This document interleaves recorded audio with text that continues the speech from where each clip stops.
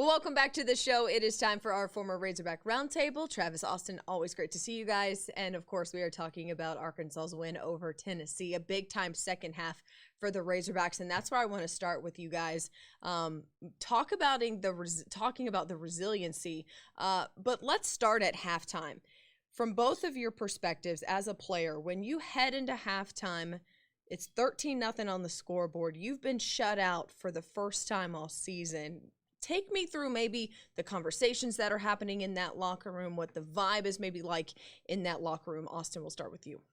Yeah, for them, offensively, they moved the ball in the first half. They didn't really get the ball too much. I think 7 minutes of possession in the first half. So they knew that they can move the ball, and there's really it's not 28-0. You're not getting kicked around or anything. So you're still being competitive. So coaches get on the whiteboard, they draw up some plays, they say, this is what we're going to do in the second half, just a bunch of adjustments. And then you got your leaders going around saying, hey, we're still in this.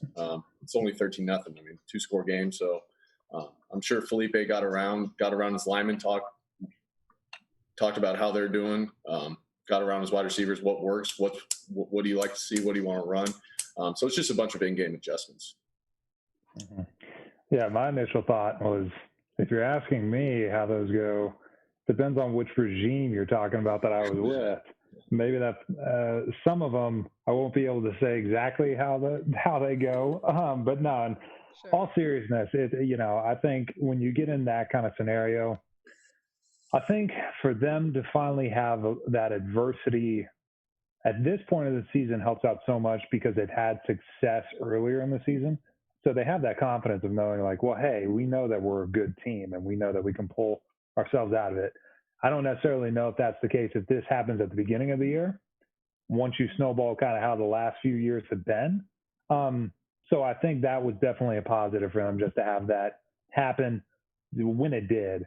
And just kind of like Austin said, you get in those scenarios, depending on kind of the coaching staff and the leaders that you have in the locker room, you have guys that kind of get around each other and just get the moral up. Not that it's ever bad, but it's just something that, like I said, they have the confidence. They know they're a good team. So the adjustments that they did make at half obviously worked. And you come out in the third quarter and score 24 unanswered points.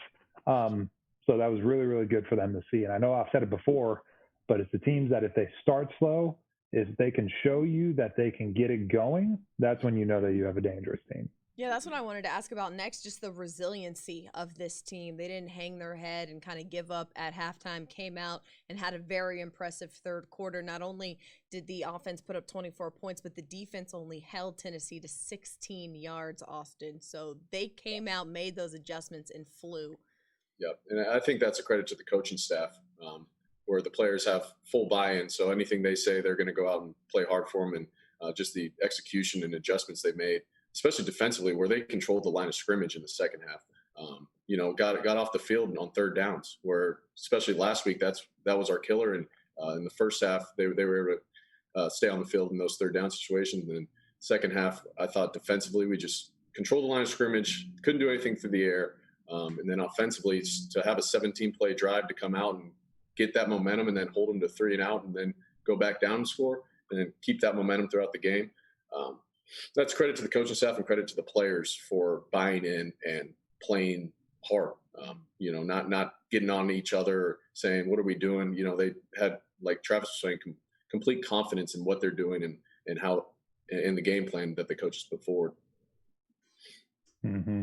Yeah, just to piggyback off that, it's something that the whole common denominator this entire season from start to where we're at right now has just been that defense.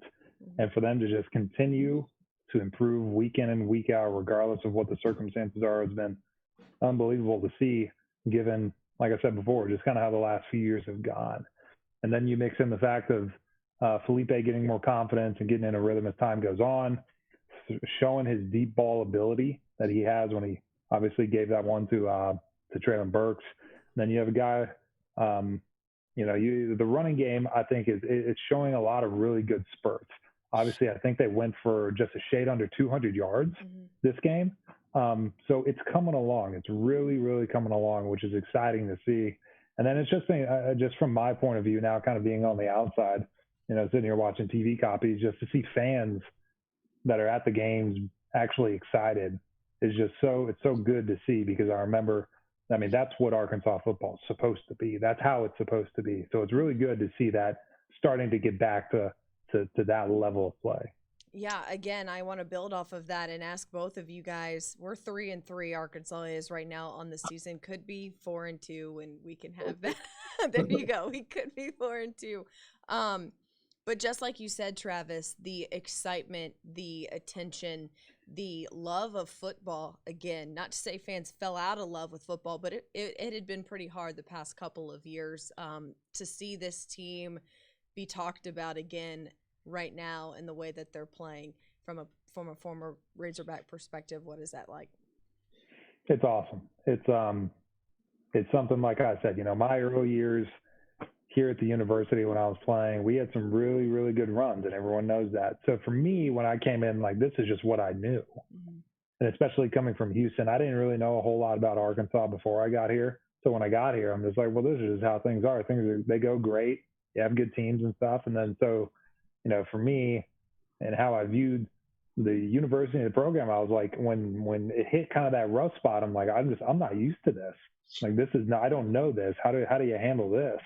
So to see, like I said, see the guys have the confidence, play the way they are, and have the backing of the fans, not that they ever weren't backing them, but just the excitement in the state, and you can feel it, has been awesome. And then, I mean, just look at the videos that the program's putting out of coach speaking to the guys after the game.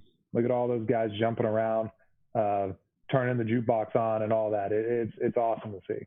Austin, on the flip side of that, you've been around this program for a very long time. I sure have. Yeah. I think back, early years, Houston, 2006, just the excitement around the program then when they went to the SEC championship, just the vibe, it almost has the same feel where Houston was very motivated. Players love to play for him, and Coach Pitt's kind of the same way where especially just fans want to go to the game now. They're excited for Saturdays. They're looking forward to watching the Hogs play, where past few years it's been, oh boy, how much are we going to lose by this week? So if it was a full stadium, I have no doubt it would have been 76,000 people there, people tailgating from 6 a.m. till they kick them out of the parking lots after the game. So I think the excitement, the Hog fans always love Arkansas, but just the care for it is back. That's a credit to Coach Pittman, where he's really cultivated the whole state and saying, hey, this is a proud program, this is a proud damn state, and he has done it. Just in 6 short games, he has completely changed the culture, completely changed the whole mindset nationally of Arkansas. Yeah, all right, let's give out some game balls, guys. Austin, we'll start with you.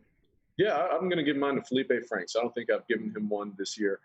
That guy is consistent. I know people try to say he might hold the ball or anything. That guy, since Georgia, he has been, I think, one of the best quarterbacks in the nation. 14 touchdowns, 3 interceptions this year, and he's a leader. I love watching him play. I think he's going to have a good NFL career. I think his draft stock has went up from this year just by how he takes care of the football and how guys want to play for him.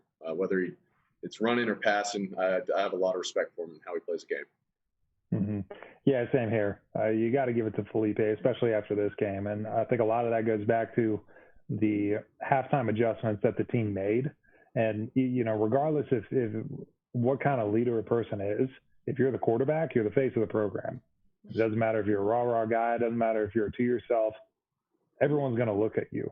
So for him to be the face of the program, to be the leader, to help pull this team through the end and beat a pretty good Tennessee team, and like you said, get the fans excited, get the state excited, and just the 6 games that they've had so far this year has been unbelievable. And he's been leading them, which has been awesome to see. So he gets my game ball this week as well. What is a big week for Felipe Franks as he gets ready to make his return to the Swamp, Arkansas, going to Florida. And so we'll get to see that game and catch up with you guys next Saturday or Sunday to see how everything goes down. Guys, always thanks for the time. Thank you. Big Trail Show rolling on after this.